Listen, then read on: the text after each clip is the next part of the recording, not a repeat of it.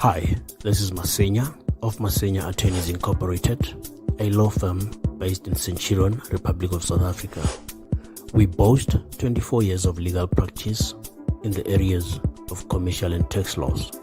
My professional team and I have over the years proved great success in assisting numerous clients with a myriad of commercial and tax matters involving millions of rands.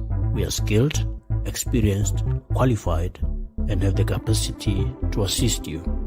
Email us at clients@cntlaw.co.za or call us 011-318-6592 or 084-383-7747. All consultations are strictly by appointment. Hello everyone, thank you so much for joining me. I'm Uncle Solomon. Good to be with you in Solomon's Temple, where we get to dissect everything around the church and also around some of the charlatans that are having a field day. We get to investigate and interrogate all of it and bring it all out to you. So thank you for joining me. Don't forget to use the comment section. Let me know where you're watching from and let me know how you are doing. And also, importantly, there are a couple of people who've been asking me about the YouTube coaching and training that I offer. You can reach out on this number and send a message so you can get more information. There are a lot of opportunities to make extra money and side hustle via YouTube, but you need to know how to use it effectively. And that's what a lot of people are struggling with. So I offer that coaching and training and mentorship around it. Reach out to me on this number and then we can talk and I'll let you know how much I charge. It's a small fee that I charge to go with it. Reach out to me. Thank you so much, everybody watching. Boyd, awesome to have you here and everybody watching.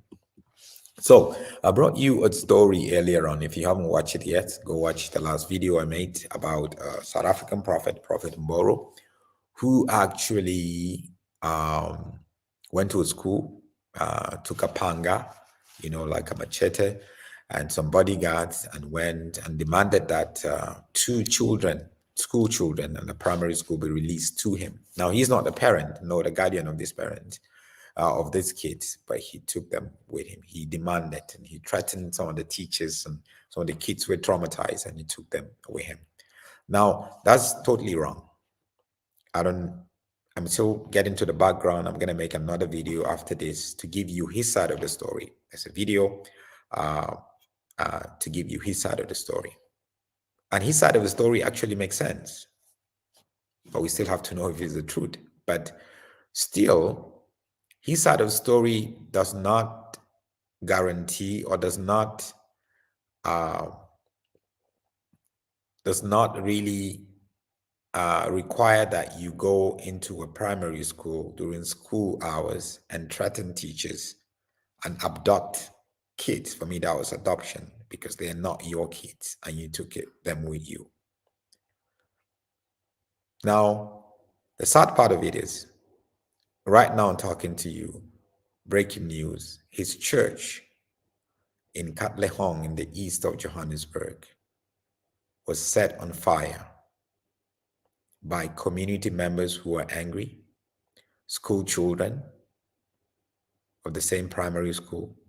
They went there and put. Now we're talking about somebody who's a false prophet, totally false prophet. And to be honest with you, that's a problem we have, not just in South Africa, but in a lot of African countries, especially in South Africa, where if you have a problem with a doctor at a what do you call it, at a hospital, the hospital didn't treat you well, or something happened, one of your family members died in the hospital, the whole community goes and set the hospital on fire. We cannot do that. I do not endorse you going to set this guy's church or shrine, because he runs a cult basically, on fire. There are right process to follow. Now there's going to be loss of properties. You're endangering the lives of so many other people. Let me show you the videos of this place that was set on fire.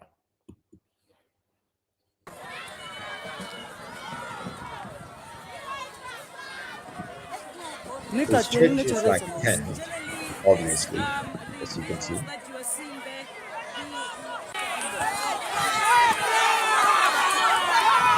But pupils from the school that he went into, those kids, see the big black screen. Right. Play it one more time.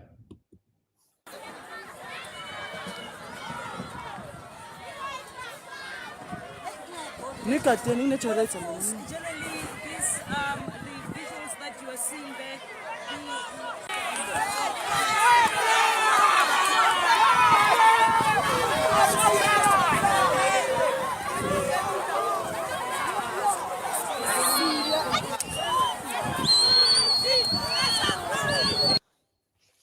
Here's another video from another angle.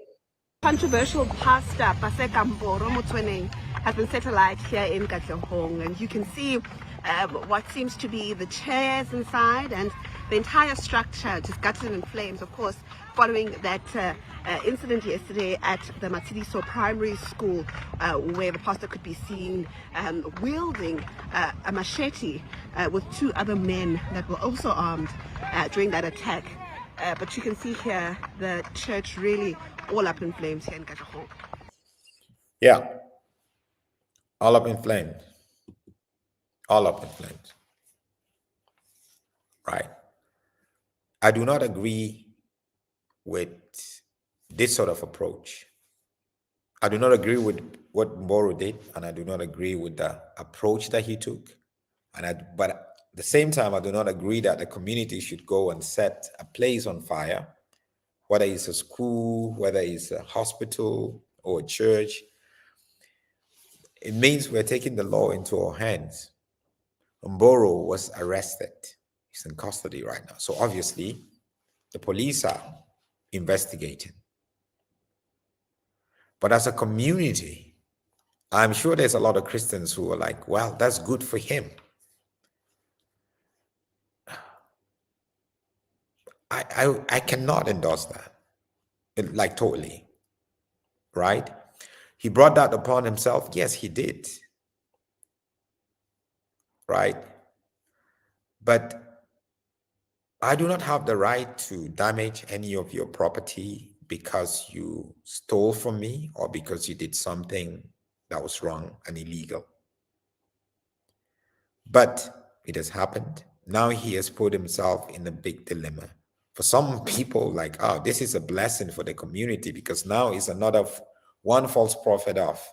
Obviously, he's going to look for another place to do his meetings and all that kind of stuff. But the fact is, guys, we must not join those people who are lawless.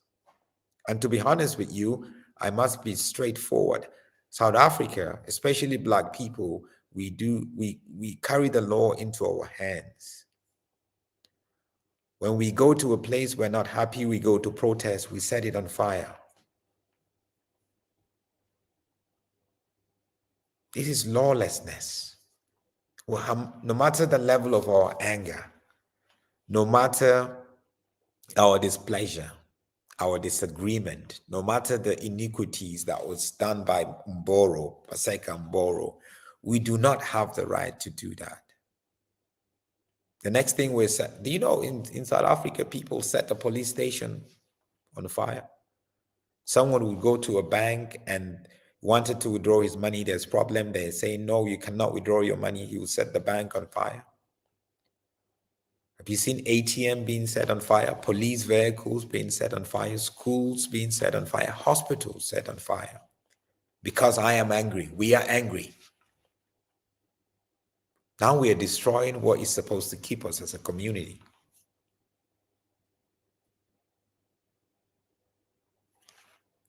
No matter how evil the other person is, if you know you're a Christian, you would not endorse this.